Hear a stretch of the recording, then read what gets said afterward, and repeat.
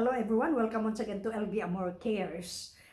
Nini nga gutlua, tuguti ako nga akong ipadayag kaninyo or ipahayag kaninyo unsaon pag sabot sa Biblia, unsaon pag-interpret, no? So, ako kasabot kay ko ng Biblia. Kasabot jud ko kaayo na niya tungod kay gigamitan ako kana siya sa bakukang. Ug mangutana kamo kung unsa kanang bakukang, kanang ba background of the story or background of the chapter, what is that chapter all about, kinsay gi-address, kanus anay tabo, kinsa ngano na unsa, no?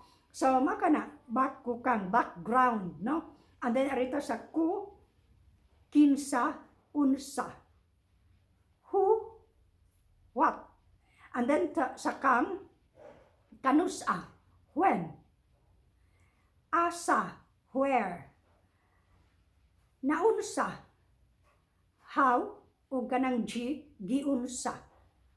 Oh, mao kana. Why, mao ba na, no? So, mao kana ang WW. No, so mao kana. Example ni ana mao kanang Jeremiah 29:11, no? So daghan kayo ang moingon ako madunggan ni ana mga so-called Christians nga i-claim na siya, no? Kita gud kalagmitan nitpicky kita sa mga verses nga atong gusto. Kung ganahan ta sa verses kay oy murag medyo naka hatag ba og kalipay sa atong mga kasing-kasing kay nindot ni siya nga na verse ako ni siyang i-claim pero ang mangutana alang ba kana kanimo, alang ba kana kanato. So atong hinumduman nga ang Jeremiah 29:11, Jeremiah, panahon pa kana sa Old Testament, wala pa'y church ni ana, no? So, in short, dili na siya applicable sa atua, para kana siya sa Southern Kingdom sa Israel, para sa Judah o Benjamin. Ang background of the story, mao kini. Ang Southern Kingdom, ang Judah o Benjamin, was held captive by King Nebuchadnezzar in Babylon. So, gibihag sila ni King Nebuchadnezzar ngadto sa Babylon. And so, si Jeremiah nakadawat og mga pulong gikan sa Ginoo. So, iyang gipadadaan og sulat ang mga kadagkuan dito sa Southern Kingdom nga 70 years na hapit, no, o matapos na ang gitakda nga panahon para makabalik sila sa ilaang nasod nga gitagana sa Ginoo ngadto kanila. And so mao kana nga sa chapter sa verse 10 kana no nga 70 years. And then pagka 11 mao to nga dasunan pag sulat ni Jeremiah nga for I know the plans I have for you, plans to prosper you and not to harm you, plan to give you a future and a hope. So kana nga verse, that is a good verse in a bad chapter. Actually, is a bad chapter tungod kay gaantos gayud sila didto sa mga kamot ni King Nebuchadnezzar, no? So, mao kadto, prophetic message kana, prophetic promise sa atong Ginoo sa Israel, sa southern tribe, no? Duham ko na northern ug southern.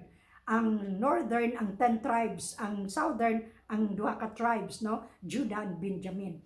So mao kana siya. Kung mangutana kita kung natuman na ba kana nga prophetic promise, yes, natuman na kana.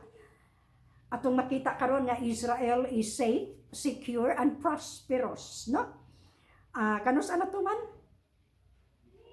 Exactly May 14, 1948, when Israel became a nation again. So Israel today is, ako nang giingon, safe, secure, and prosperous. So, natuman ang panagna sa, dili panagna, ang gisulti sa itong Ginoo nga, for I know the plans I have for you, plans to prosper you and not to harm you, plan to give you a hope and a future. Kaya nga no, ang Israel before, hopeless gina sila. Hopeless gid sila nga makabalik sa ilang nasod. Karon, naana sila safe, secure, and prosperous. Now, so, Jeremiah 29:11 is the fulfillment of God's prophetic promise to the southern kingdom of Israel, Judah, and Benjamin. No? Dili na siya para sa church.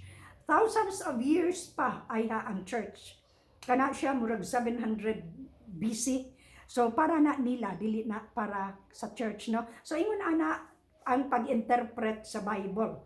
Ingon ana, inana na siya, bakukang, no? And then rightly dividing the word of truth. We are told to rightly divide. So, i-divide din na siyang Bible. Ang para sa church, para sa church. Ang para sa Gentiles, para sa Gentiles. Ang para sa Israel. Dili na pwede, lamugo na to. Munang murataga, kaunog chicken, fruit salad, maglain na tuntian tungod kay gilamog nato tanan ang Biblia. Dili na siya anak, no? So mao kana siya rightly dividing na anak siya sa 2 Timothy 2:15.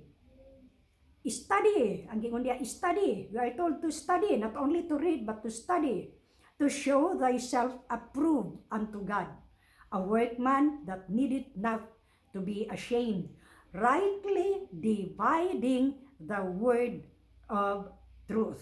So, taas punta kayo nga akong i-discuss niya na apan maulang to ang akong i-share karon, no? Labi na dita magpataka og quote anang mga verses nga dili para ato, no? Dili para ato. Pareha nang Isaiah 14, di na para ato. Dili na siya para ato. Kanang ilang gingon og pre-tribulation, post-tribulation. Pre-trib, that is for the church. Pre-tribulation. Ang mid-tribulation o post sa Israel na siya. Walay labot ang church diya, no? So, ingon ni anak mga kaigsuunan ko. So, salamat kaayo for taking the time to listen. Pulong sa Ginoo. Daghan kayong salamat, and please remember, when the going gets rough and tough, looking unto Jesus, the author and finisher of our faith. So, faith alone. Just look up to Jesus. And then, have a good and godly day, everyone, o hangtod sa sunod. Salamat kaayo sa inyong pagpaminaw. Bye-bye. Love you all, guys. Oh, thank you kaayo sa mga subscribers, sa may comment, sa nag-like. Salamat jud kaayo, no? Salamat kaayo ninyo. And please click the word subscribe. And like. Thank you again. To God be the glory.